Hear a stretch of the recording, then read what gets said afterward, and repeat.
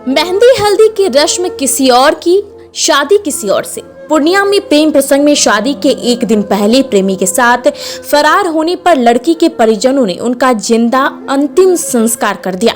परिजनों ने हिंदू रीति रिवाज के साथ लड़की की अर्थी निकाली, फिर उसका दाह संस्कार कर दिया। आक्रोश इतना कि बहन का सामाजिक बहिष्कार भी कर दिया। क्या है पूरा मामला, देखते हैं इस रिपोर्ट में। पूर्णिया के टिकापट्टी की 19 वर्षीय स्वीटी शादी से एक दिन पहले घर से फरार हो गई। 12 जून को स्वीटी की शादी होने वाली थी। हल्दी की रस्म भी पूरी हो गई थी। घर में उत्सव का माहौल था।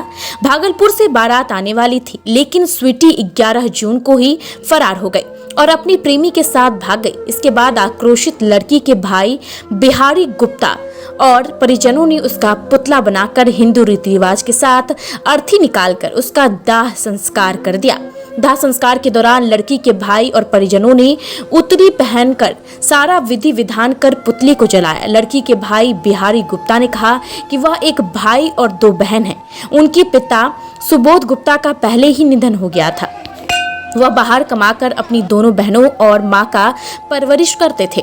बहन की शादी ठीक किया। लड़का लड़की दोनों ने एक दूसरे को देखा भी और पूछने पर लड़की बोली कि वह शादी के लिए राजी है।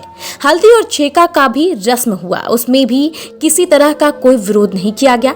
लेकिन 12 जून को शादी होने वाली थी और 11 जून की रात में ही स्वीटी घर से फरार हो गई और अपनी प्रेमी के साथ शादी रचा ली। यही करना था तो वह पहले कहती। उसने बहुत घिनौना काम किया है, जिस कारण वे लोग अब उससे किसी तरह का नाता रिश्ता नहीं रखेंगे। जिस बहन से राखी बंधवाकर भाई खुश होता था, आज उसी बहन का सामाजिक बहिष्कार कर रहे हैं। वहीं वह हिंदू रीतिवाज के साथ अपनी बहन की अर्थी निकालकर उसका अंतिम संस्कार कर दिए हैं।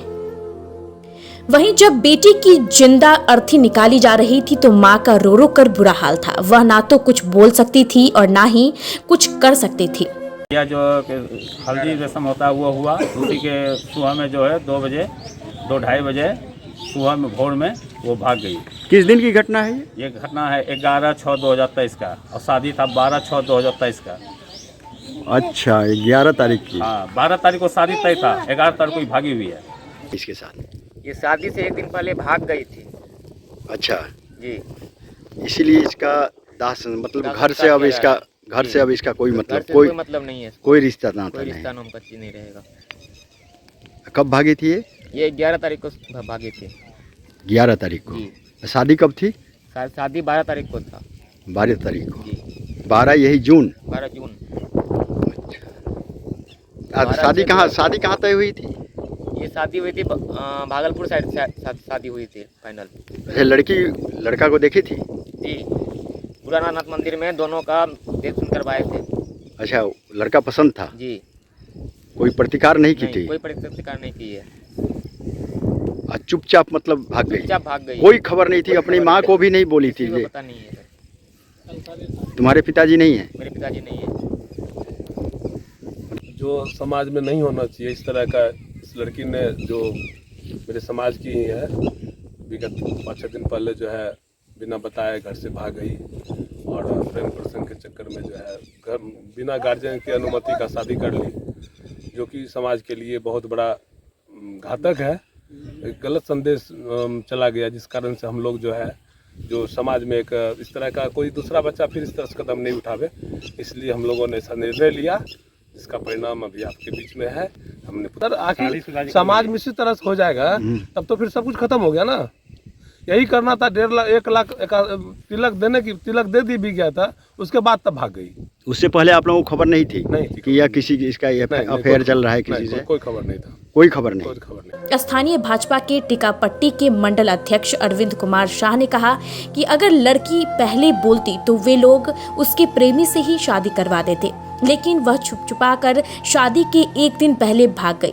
इसी कारण उन लोगों ने उसका सामाजिक बहिष्कार कर दिया और परिजनों ने दाह संस्कार कर दिया, ताकि दूसरे को भी इससे सीख मिले। कहते हैं प्रेम अंधा होता है। कानून भी बालिग होने पर लड़का लड़की को अपनी मर्जी से शादी करने की छूट देती है। लेकिन माता पिता भाई बहन का भी अरमान होता है कि वह अपनी बेटी की अच्छे लड़के से शादी करवाए। घर में शादी की तैयारी अंतिम चरण पर थी, लेकिन जिस तरह शादी के एक दिन पहले लड़की फरार हो गई, क्या यह सही है?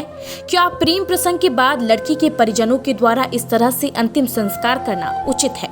यह फैसला हम अपने दर्शकों पर छोड़ते हैं।